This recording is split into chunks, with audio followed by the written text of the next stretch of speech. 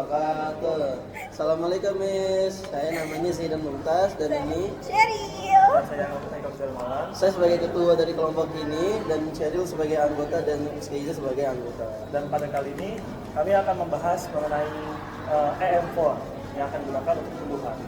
Oke, dadah. Hai, di bagian ini aku bakal ngejelasin biotech theory di balik pembuatan liquid biofertilizer menggunakan EM4 yang kami buat.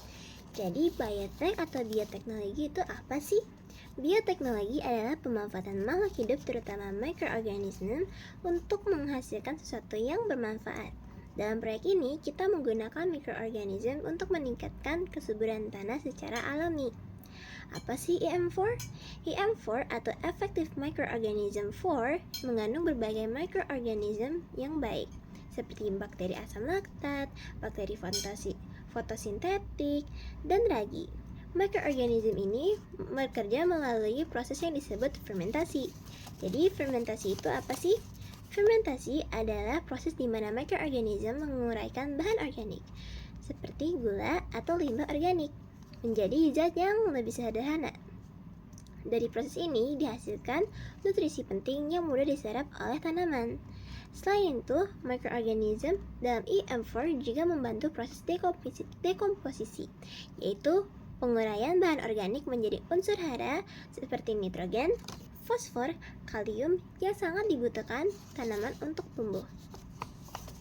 Lalu, tidak hanya itu, mikroorganisme ini juga berperan dalam melindungi tanaman dari mikroorganisme yang berbahaya dan meningkatkan kesehatan tanah secara keseluruhan.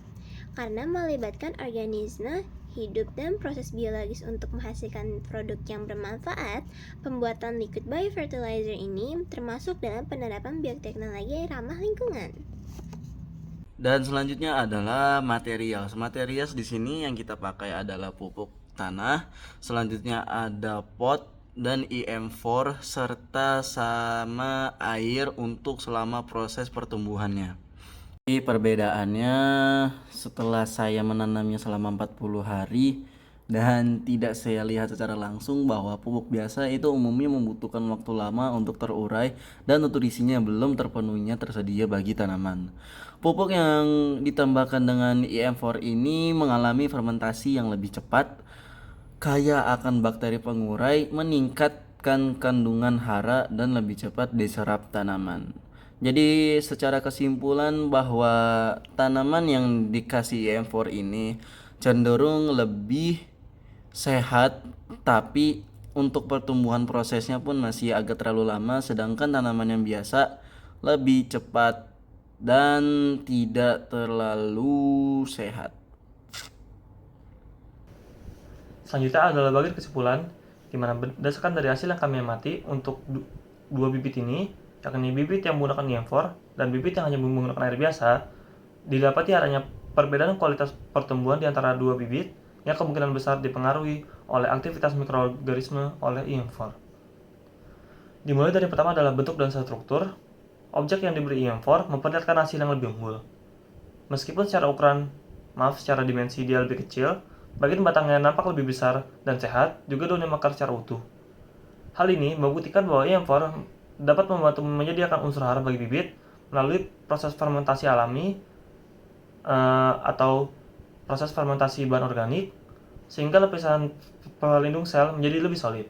Sebaliknya, untuk bibit yang hanya diberikan air biasa, nampak mengalami pertumbuhan yang dipaksakan, di mana bagian batangnya meskipun memanjang, namun nampak sangat ringkih sebab minimnya asupan nutrisi yang diserap untuk memperkuat bagian batang. Selanjutnya adalah bagian daun. Di mana untuk pada yang hanya diberikan air, muncul beberapa gejala stres pada bagian ujungnya, seperti mengering atau berwarna pudar. Namun, untuk bibit yang diberikan tambahan EM4, seluruh bagian daun hingga pucuk nampak lebih segar dan sehat dengan warna yang lebih hijau merata.